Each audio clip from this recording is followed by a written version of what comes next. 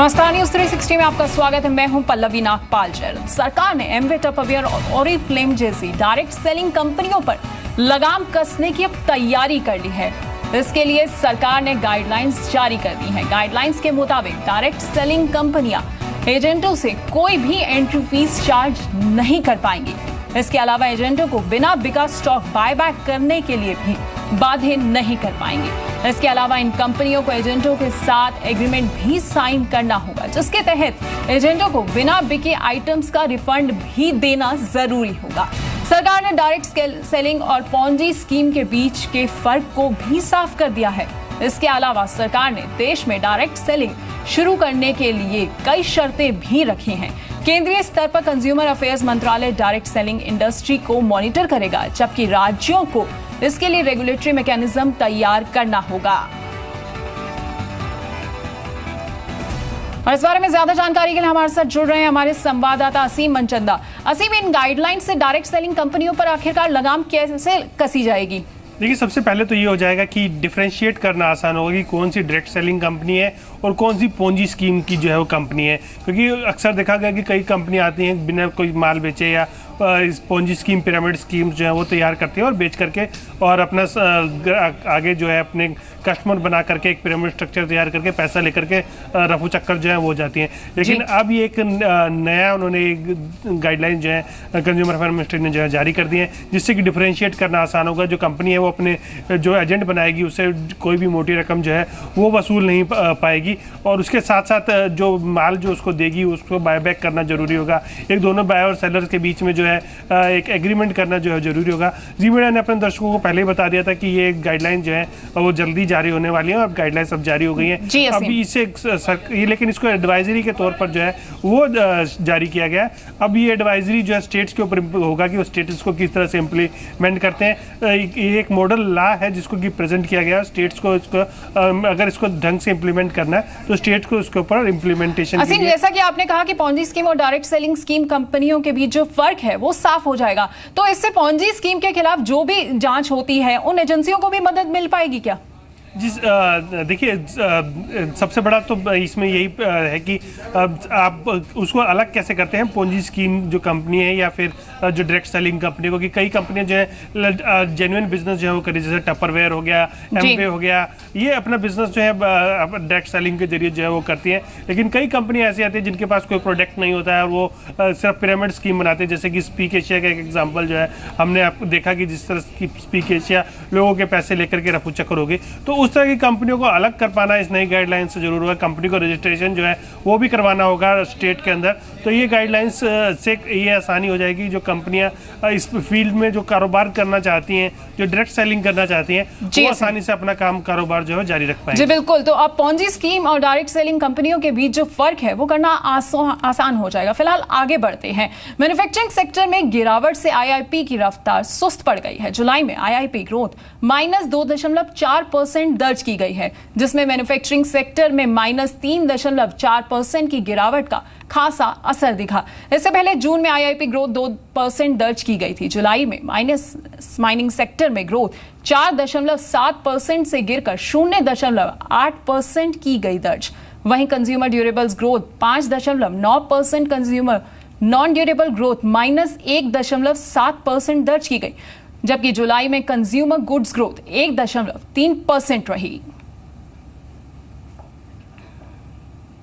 ये तो बहुत ही डिसअपॉइंटिंग है और इतना बड़ा swing, I am surprised what is cause this, क्योंकि कुछ मेजर इवेंट भी नहीं था जिससे इतना एक ही झटके में ये नेगेटिव टेरिटरी में चला जाए। This is definitely very disappointing for the market. ज़्यादा ना देखें, मार्केट इसको ज़्यादा देखता भी नहीं है। ये आईआईपी नंबर्स काफ़ी हद तक ये अनरिलायबल हो गए हैं और बहुत लंपी हो गए हैं। अंडर रिपोर्टिंग रहती है कि क्या रहती है सरकार के एंड पे, बट ये एक महीने से दूसरे महीने बहुत मूव करते हैं। तो आईआईपी के मोर्चे पर भले ही झटका लगा हो, लेकिन महंगाई के मोर्चे पर राहत की खबर आई है। जुलाई के मुकाबले अगस्त में रिटेल महंगाई 6.07% से घटकर 5.05% रही। अगस्त में खाने पीने की चीजों के महंगाई में भी कमी आई है। महीना दर महीने के आधार पर अगस्त में खाने पीने की चीजों की महंगाई दर 8.35% से गिरकर 5.91% हो गई। सब्जियों की महंगाई दर 14.06% से घटकर 1.02%, जबकि चीनी की महंगाई दर 21.91% से बढ़कर 24.75% रही। इस दौरान शहरी और ग्रामीण एरिया की महंगाई दर में भी गिरावट दर्ज हुई। और HP सैमसंग के प्रिंटर बिजनेस को खरीदने जा रहा है। कैलिफोर्निया बेस्ड HP $105 करोड़ यानी करीब 7,000 करोड़ रुपए में सैमसंग के प्रिंटर बिजनेस को खरीदेगी। कंपनी ने एक स्टेटमेंट जारी करके कहा कि 12 महीने में सौदा पूरा होने की उम्मीद है। सौदे के तहत सैमसंग ओपन मार्केट के जरिए इक्विटी में 10 से 30 करोड़ डॉलर का निवेश करेगी। सौदे से HP को लेजर प्रिंटिंग और फोटोकॉपी मार्केट में भी कदम जमाने का मौका मिलेगा। इसके अलावा सौदे से HP को ट्रेडिशनल पेपर प्रिंटिंग बिजनेस से निकलकर स्मार्टफोन, टैबलेट्स और दूसरे डिजिटल डिवाइस मार्केट में कदम रखने की सहूलियत होगी। इस सौदे से कंपनी को सैमसंग से 6,500 पेटेंट भी मिलेंगे। और हमारे साथ जुड़ रहे हैं हमारे संवाददाता दिनेश शर्मा। दिनेश, आखिरकार इस डील से HP को कैसे फायदा होगा? जी पल्लवी, बिल्कुल बहुत ज़्यादा फायदा होने वाला है। अभी हमने फिलहाल देखा है पिछले कुछ समय से HP की सेल्स, स्पेशली प्रिंटर्स की सेल काफ़ी डिक्लाइन हुई है और इसी को मद्देनज़र रखते हुए HP ने ये सैमसंग की प्रिंटर लाइन को खरीदने का फैसला किया है। सैमसंग अभी तक फिलहाल 5वें नंबर पर आता है अपने प्रिंटर्स को बेचने के लिए। इससे पहले कंपनीज, कैनन जैसी कंपनीज पायनियर हैं इस पर्टिकुलर सेक्टर की, लेकिन अब HP इसको खरीद के एक नया रेवोल्यूशन लाना चाहता है अपनी लाइन में। और कैनन अभी तक सारी technology, laser, specially laser technology HP अपने प्रिंटर्स बनाने के लिए कैनन से बोरो करता था, लेकिन अब के इस डील के बाद से सैमसंग से ये सारी अपनी टेक्नोलॉजी ले लेगा। और जैसे कि आपने बताया था कि 6500 पेटेंट्स इसके थ्रू आएंगे HP के पास, तो कुल मिला के हम कह सकते हैं कि HP के लिए ये बहुत अच्छा कदम रहा है। जी पल्लवी। जी दिनेश, बहुत बहुत शुक्रिया आपका इस जानकारी के लिए। तो HP को कहीं ना कहीं सैमसंग के साथ इस डील को करने से पूरा फायदा होगा। बहरहाल आगे बढ़ते हैं। आने वाले दिनों में आपको बाजार में लुमिया फोन नहीं मिलेगा। विनबेटा की रिपोर्ट के मुताबिक माइक्रोसॉफ्ट दिसंबर से लुमिया फोन की बिक्री बंद कर सकती है। विनबेटा ने अपनी रिपोर्ट में कहा कि माइक्रोसॉफ्ट पिछले कुछ समय से लुमिया स्मार्टफोन बेचने के लिए संघर्ष कर रही है। यहां तक कि माइक्रोसॉफ्ट ने पिछले महीने लुमिया 650 और लुमिया 950 की कीमत में कटौती भी की थी और इसके बावजूद लुमिया फोन की बिक्री में बढ़ोतरी नहीं देखने को मिल रही है। फिलहाल बाजार में लुमिया के 4 फोन मौजूद हैं: लुमिया 550, लुमिया 650, लुमिया 950 और लुमिया 950 XL। रिपोर्ट में कहा गया है कि दिसंबर के बाद लुमिया के मौजूदा स्टॉक की बिक्री ही होगी। केंद्र सरकार महंगाई से निपटने के लिए एक बड़ा कदम उठाने जा रही है। महंगाई को काबू में रखने के लिए अब केंद्र सरकार दाल से लेकर दूध, चीनी, तेल और दूसरी कमोडिटीज के दाम तय कर सकती है। खुले और बंद पैकेट सामान के रेट को ऐसे तय किया जा रहा है। अगर ऐसा होता है तो कोई भी दुकानदार सरकार की ओर से तय की गई कीमत से ज्यादा रेट पर सामान नहीं बेच पाएगा।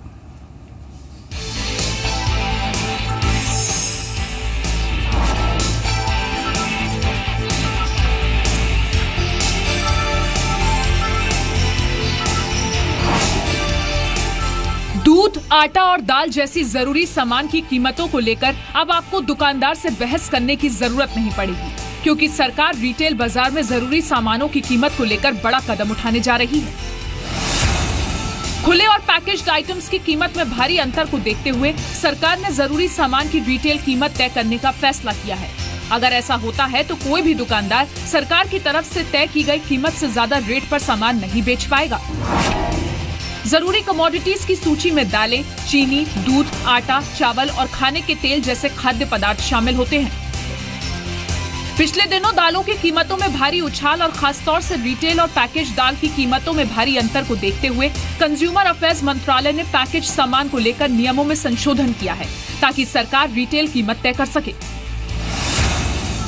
इसे लेकर 7 सितंबर को अधिसूचना जारी की गई है। इसमें कहा गया है कि अगर सरकार कीमत तय करती है तो इसे रिटेलर्स को मानना होगा। साथ ही सरकार प्रोडक्ट की स्टैंडर्ड क्वांटिटी 500 ग्राम, 1 किलो या 2 किलो तय कर सकती है। नियमों की अनदेखी पर रिटेलर्स पर 5,000 रुपए तक का जुर्माना लगाया जा सकता है। साथ ही दुकानदार के सामान को भी जब्त किया जा सकता है। सूत्रों के मुताबिक दाल की कीमतों में असामान्य तौर पर आए भारी उछाल के बाद सरकार ऐसे कदम उठा रही है। पिछले साल हरियाणा सरकार ने दाल की एमआरपी तय की थी। साथ ही महाराष्ट्र सरकार ऐसे कानून बनाने पर विचार कर रही है कि जब कीमतें आसमान छूने लगे तो एमआरपी तय की जा सके। ब्यूरो रिपोर्ट, जी मीडिया। वहीं कंज्यूमर अफेयर्स सेक्रेटरी ने रिटेलर्स को हिदायत दी है। हमारे साथ कंज्यूमर अफेयर्स सेक्रेटरी हेम पांडे हैं। सर, एक पैकेज कमोडिटी को लेकर के, उनके एसेंशियल पैकेज कमोडिटी को लेकर के सरकार उनका एमआरपी जो है वो कैप करने जा रही है। किस तरह का ये प्रावधान है? नहीं, सरकार इसमें काफ़ी चिंता कर रही है, क्योंकि सब कोशिशों के बावजूद आज भी होलसेल और रिटेल में जो गैप दिखाई जा रहा है कुछ शहरों में, कुछ number 2 tier 1, tier 2, tier 3 cities में, ये एक्सप्लेन नहीं हो पा रहा है। तो अगर ये बढ़ता ही रहा ये गैप, तो हम ऐसे कोशिश करेंगे। सरकार के पास एसेंशियल कमोडिटीज एक्ट है, जो हम नहीं चाहते हैं कि उसको लगाया जाए।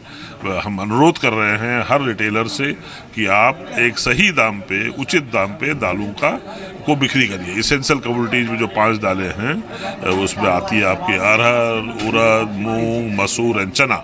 ये 5 दालों को जो है आप ठीक दाम पे, अगर आपका होलसेल में आपका 100 रुपया है तो 105, 110 ये हो सकता है, पर ये नहीं कि 100 का 150। सर, बड़े बड़े रिटेलर्स है, बिग बाजार है, रिलायंस है, ऐसे ये भी बेच रहे हैं, तो उनके गलत कर रहे हैं, इसीलिए गलत कर रहे हैं। अगर उनके पास कोई, मेरे ख्याल से तो वो कोई लोग 99 में भी बेच रहे हैं, पता नहीं कैसे कर रहे हैं। तो ये सब हमें बताएं कि भाई पैकेट बनाने में 50 रुपया लगता है, तो हम समझेंगे 50 रुपये का अगर पैकेट है तो न बनाएं उसको, क्यों खर्चा करते हैं। सर, दाल के अलावा दूसरी एसेंशियल कमोडिटी को भी इसके दायरे में रखा जा सकता है। 22 कमोडिटी जो हमारी है, अगर किसी में भी होलसेल और रिटेल में बहुत अनएक्सप्लेनेबल गैप होगा तो जरूर चिंता का कारण होता है। और अगर आप कह सके भाई इतना दूर हमने ट्रांसपोर्ट किया है, ये ट्रांसपोर्टेशन चार्ज है, तो समझ में आती है बात। उधर सरकार बिजली बचाने के साथ इसकी चोरी रोकने के लिए भी कोशिश कर रही है। किसानों को मिलने वाली मुफ्त बिजली और सब्सिडी के बेजा इस्तेमाल पर रोक लगाने के लिए केंद्र सरकार कई तरह के कदम उठा रही है। देखिए रिपोर्ट।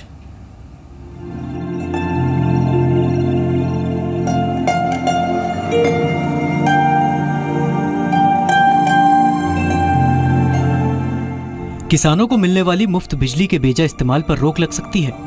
सरकार किसानों को मुफ्त बिजली और सब्सिडी को और प्रभावी बनाने के लिए मौजूदा तरीके में बदलाव करेगी।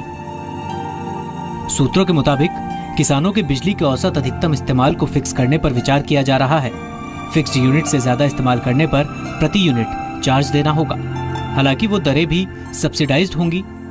इसके लिए स्मार्ट पंप के जरिए मीटर रीडिंग की जाएगी। सूत्रों के मुताबिक मुफ्त और सब्सिडाइज्ड यूनिट फिक्स करने से बिना जरूरत के भी रात भर पंप चालू रखने की आदत पर लगाम लगेगी। ऐसे में लोग जरूरत के मुताबिक ही पंप का इस्तेमाल करेंगे। सरकार अलग अलग राज्यों में किसानों को पावर सप्लाई का अलग अलग मैकेनिज्म तैयार करने पर भी विचार कर रही है।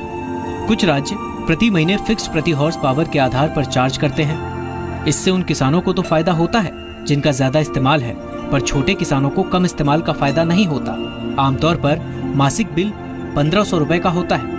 इस कोशिश से टीएनडी लॉसेस कम करने और अवैध कनेक्शन रोकने में भी मदद मिलेगी। केंद्र सरकार नए प्रस्तावों को लेकर राज्यों और डिस्ट्रीब्यूशन कंपनियों को प्रेजेंटेशन भी दे रही है। राज्यों को यह भी सुझाव दिया जा रहा है कि स्मार्ट पंप किसानों को मुफ्त दिया जाए ताकि पुराने पंप का इस्तेमाल ना हो। स्मार्ट पंप एनर्जी एफिशिएंट है, जिससे बिजली बचाने में मदद मिलेगी।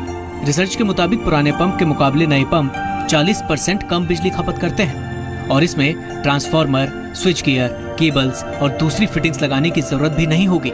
5 हॉर्स पावर पंप की मौजूदा कीमत 4 लाख रुपए है।